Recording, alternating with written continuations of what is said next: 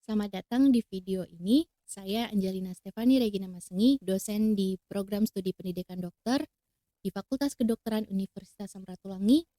Pada kesempatan ini akan mempresentasikan tentang pernyataan diri dosen dalam unjuk kerja Tridharma Perguruan Tinggi, yakni di bidang pengajaran.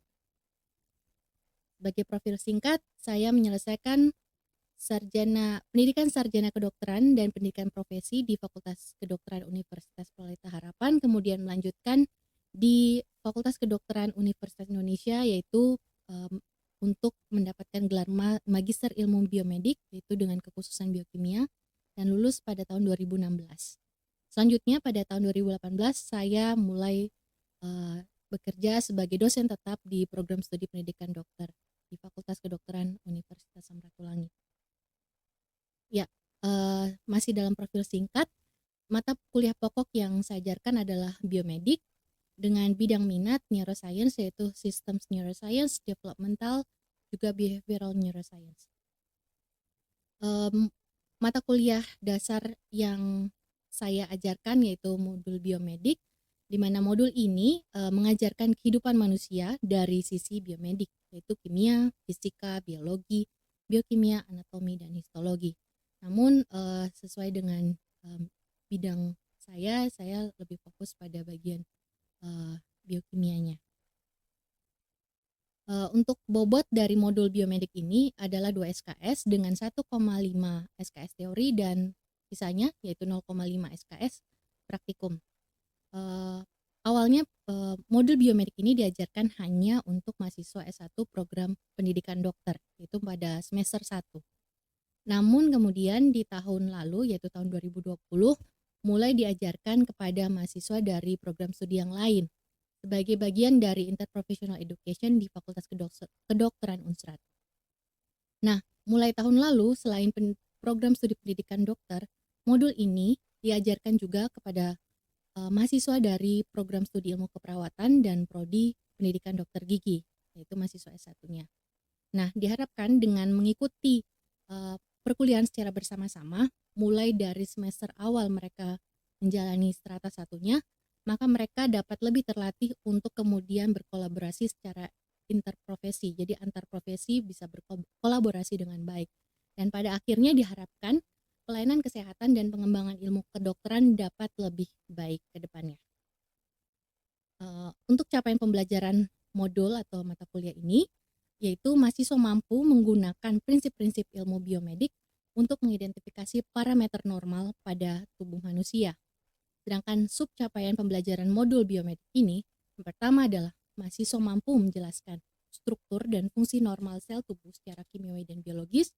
Mereka juga mampu diharapkan menjelaskan genetika dasar, mampu menjelaskan mekanisme keseimbangan asam basa tubuh, mampu menjelaskan prinsip organisasi dan fungsi tubuh dan jaringan manusia secara garis besar, mampu menjelaskan prinsip-prinsip bioenergetika dalam sel dan bagaimana sel memperoleh energi, dan mahasiswa diharapkan mampu menjelaskan homeostasis dalam tubuh manusia.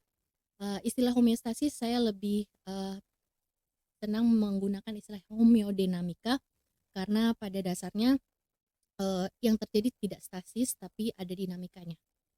Jadi saya ralat untuk subcapaian pembelajaran modul yang terakhir ini adalah mahasiswa mampu menjelaskan homeodinamika dalam tubuh manusia. Jadi dengan capaian CPMK dan sub CPMK modul biomedik ini diharapkan mahasiswa boleh memahami modul-modul berikut di Fakultas Kedokteran dengan lebih baik sehingga pada akhirnya diharapkan mereka dapat menganalisis kondisi pasien maupun kondisi populasi dengan lebih baik sehingga pengambilan keputusan di bidang medis akan lebih baik. Nah, berikut adalah materi pembelajaran modul biomedik dan saya diberikan tugas untuk menyampaikan materi asam nukleat. Di modul di mata kuliah ini dengan materi pembelajaran asam nukleat, saya mengajarkan kepada mahasiswa tentang fungsi, struktur dasar dan polimerisasi asam nukleat, yaitu DNA dan RNA serta dogma sentral biologi molekuler. Nah, untuk sistem pembelajaran modul biomedik ini, dari sisi waktu interaksi dilakukan secara sinkronus dan asinkronus pendekatannya dengan Student Centered Learning atau SCL, dan konsep pembelajarannya adalah flipped dan blended. Nanti saya jelaskan kemudian. Kalau untuk waktu interaksi secara sinkronos dengan Zoom meeting pada umumnya untuk mata kuliah pakar atau kuliah yang umum dengan durasi 1 jam tatap muka yaitu 50 menit, dan untuk materi asam nukleat saya diberikan kesempatan untuk mengajar selama 1 jam tatap muka yaitu 50 menit. Ini adalah dokumentasinya. Kami melakukan synchronous meeting melalui Zoom meeting yang bisa diakses nanti di video selanjutnya. Kemudian untuk asynchronous meeting yaitu melalui learning management system yang sesuai dengan kesepakatan tim modul dan para dosen yang terlibat, maka digunakan LMS berupa Google Classroom, dan untuk media komunikasi tambahannya agar lebih lancar digunakan grup WhatsApp. Ini adalah dokumentasi dari LMS yang digunakan pada modul ini. Jadi dosen dapat memberikan pengumuman kepada mahasiswa baik untuk pertemuannya ataupun tugas-tugas yang diberikan dan juga materi yang diberikan.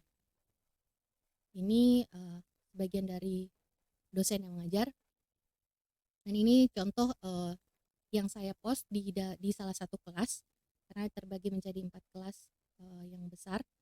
Di sini saya mempost tentang rekaman video yang sudah ada dengan menggunakan Zoom meeting tadi, dan sekaligus memberikan tugas kepada mahasiswa. Ini adalah media WhatsApp yang saya tunjukkan di sini adalah diskusi atau komunikasi antara dosen untuk kelancaran modul biomedik ini. Ini masih sama, saya berkomunikasi dengan ketua modul, Dr. Elvin, Biomed. Ini adalah buku modul yang diinfokan kepada mahasiswa sebelum perkuliahan berlangsung, sehingga nanti kita akan lihat ini pendekatannya jadi bukan hanya yang biasa, tapi ada flip juga. Nah, secara umum pendekatannya sebenarnya student centered learning, jadi di dalam sini ada kuliah, dan selain itu yang utama adalah tutorial dan juga ada pleno. Ya, di sini bisa dilihat sekali lagi konsep pembelajarannya adalah flip learning, di mana modul biomedik ini melibatkan pembelajaran yang memusatkan pada mahasiswa dengan model tutorial dan pleno. Sedangkan khusus untuk kuliah yang saya sampaikan yaitu dengan konsep pembelajaran blended learning yang seperti dilihat di bagian sebelumnya khusus untuk materi asam nukleat. Nah, karena student centered learning, maka kuliah materi asam nukleat saya berpusat pada mahasiswa, sehingga bukan hanya ceramah tapi juga pembelajaran kolaboratif, diskusi tanya jawab, dan problem based learning. Nah, untuk interaksinya yaitu pembelajaran seperti yang tadi ya, ada rekaman kuliah yang sudah saya putar di synchronous meeting untuk kuliah asam nukleat. Kemudian saya memberikan pertanyaan di bagian awal untuk mengetahui pemahaman mahasiswa sebelum materi yang utama diberikan, dan juga beberapa pertanyaan di pertengahan dan akhir untuk mengkonfirmasi pemahaman dari mahasiswa tentang materi asam nukleat yang saya berikan. Karena ini di dalam pembelajaran interprofessional education, jadi saya memilih beberapa mahasiswa dari perwakilan masing-masing program studi sehingga mereka bisa lebih terlatih dalam berkomunikasi antar program studi. Jadi kedepannya diharapkan bisa lebih terampil dalam berkomunikasi antar profesi. Ya, mahasiswa diberikan kesempatan juga bertanya, namun karena keterbatasan waktu, maka saya memberikan kesempatan bertanya secara asinkronus, jadi mereka boleh bertanya kepada saya baik melalui email ataupun media yang lain. Mahasiswa diberikan tugas mandiri seperti yang tadi sudah sempat disinggung, dan di bagian akhir saya memberikan motivasi agar mereka dapat lebih menggunakan waktu dengan baik dan kesempatan untuk belajar dengan lebih baik. Di bagian akhir ada pleno setelah tutorial, di mana presentasi mahasiswa disampaikan berkaitan tentang hasil diskusi dan juga telah dari skenario yang diberikan sesuai dengan materi pembelajaran yang ada di modul biomedik. Kemudian mahasiswa boleh di dalam kesempatan ini mahasiswa bertanya kepada kelompok mahasiswa yang mempresentasikan dan dosen memberikan klarifikasi dari jawaban kelompok presentan. Demikian juga dosen memberikan pertanyaan kepada mahasiswa baik kelompok presentan atau yang lain. Di bagian akhir dosen yang pakar terutama bagian yang dibahas itu akan memberikan klarifikasi apakah jawaban keseluruhan jawaban atau pemahaman mahasiswa yang mempresentasikan itu benar atau mungkin ada yang masih keliru. Berikut adalah rekaman synchronous meeting yang juga sudah saya publikasikan melalui media YouTube. Maaf dok, sepertinya tadi belum dok.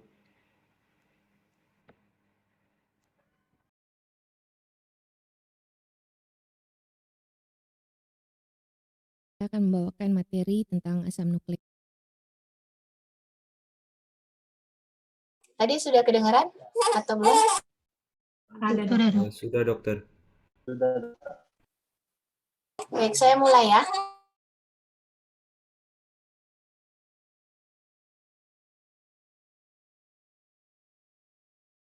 Lihat, saya Dr. Egi.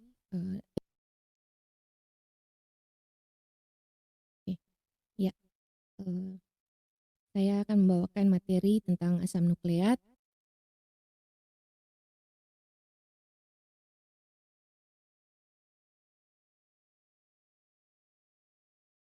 Suaranya terdengar dengan jelas atau enggak? Kalau enggak, tolong di kolom chat ya. Baik, dokter. Baik Terdengar dok. dengan jelas, Baik. dokter. Baik, dokter.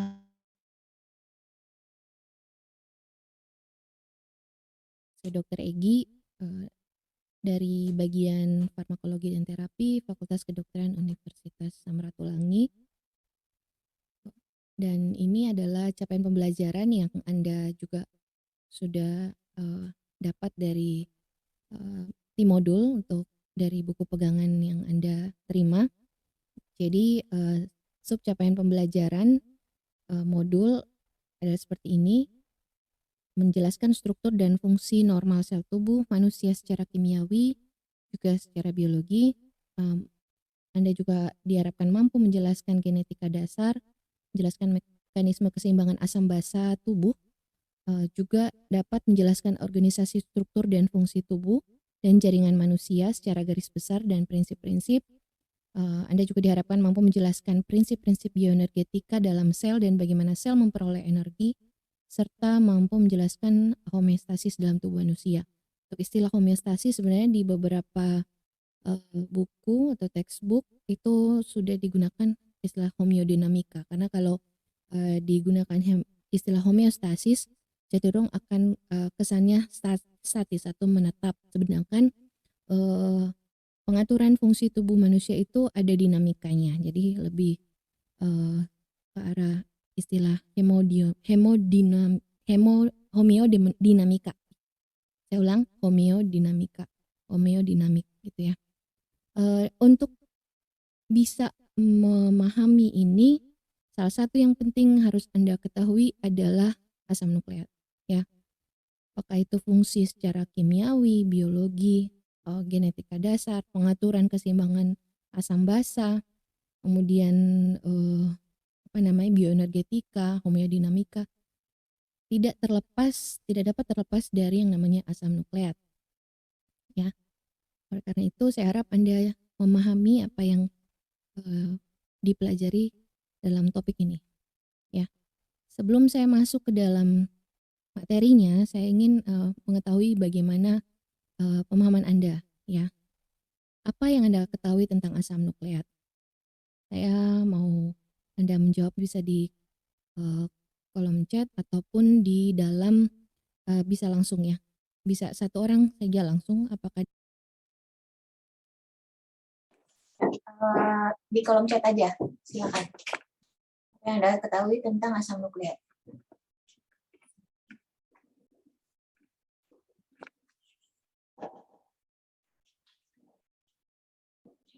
Ini.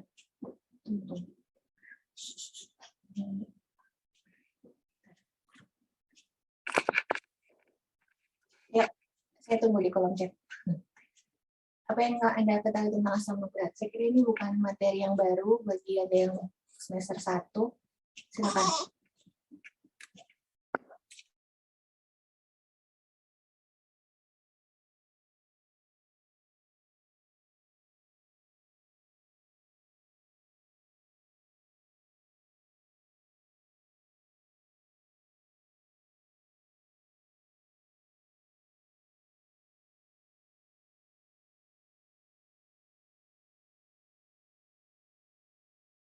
Jadi sudah banyak yang ini yang menjawab membawa informasi genetik. Oke. Beberapa masih kurang tepat, tapi saya kira sebagian sudah cukup paham ya. Anda bisa, saya kira ini hanya untuk review saja bagi sebagian besar kalian yang sudah paham. Saya lanjut.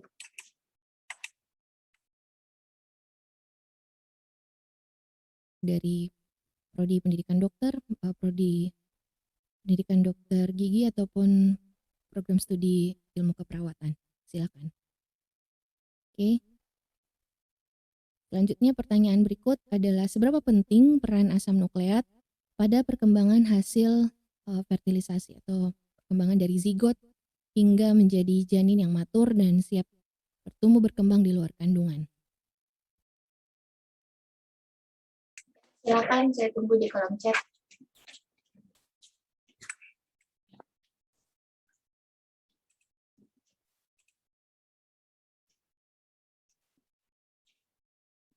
Pertanyaannya udah lain ya.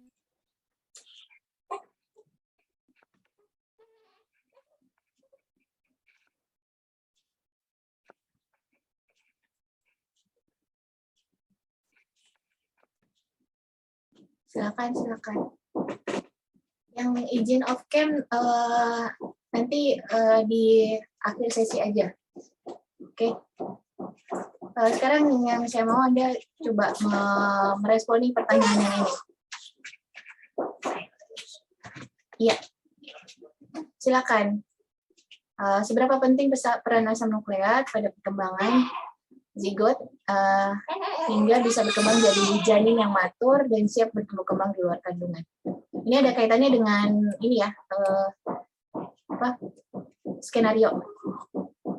Silakan.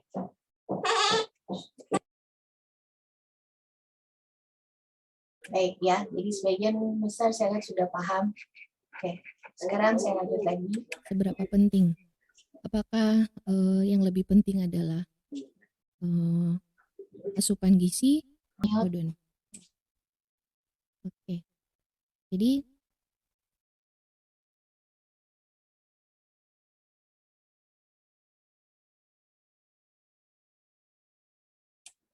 Saya sampai situ saja. Jadi yang di bagian akhir itu hanya tambahan aja untuk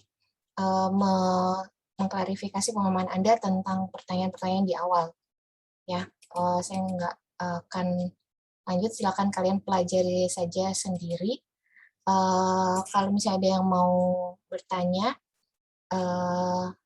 bisa nanti mungkin di email ke saya atau gimana nanti teknisnya bisa saya komunikasikan dengan ketua kelas karena ini sudah lewat. Kayaknya ada yang mau jalankan ibadahnya.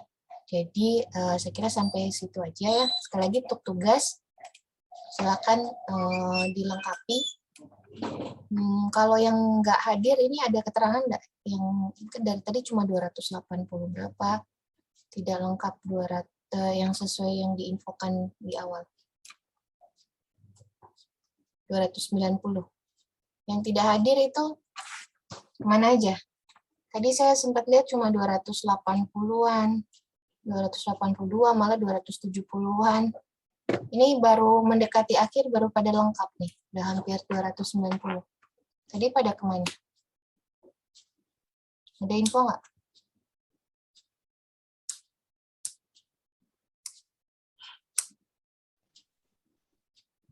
Harap jadi catatan ya. Jangan kalian pikir dosen tuh nggak tahu. Ada mahasiswa sebanyak ini, baru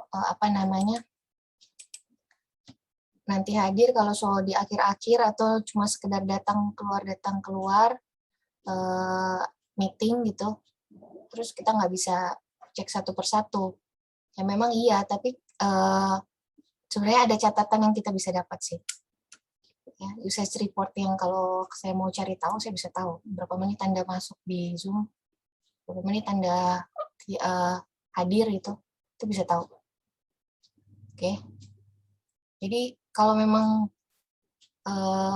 mau belajar, ya belajar baik-baik, jangan setengah-setengah. Ini kesempatan yang diberikan ke kalian bukan berarti karena orang tua mampu atau karena mungkin kalian dapat beasiswa karena kalian punya kepintaran sendiri, tapi ya harus dianggap sebagai anugerah gitu ya. Kamu nggak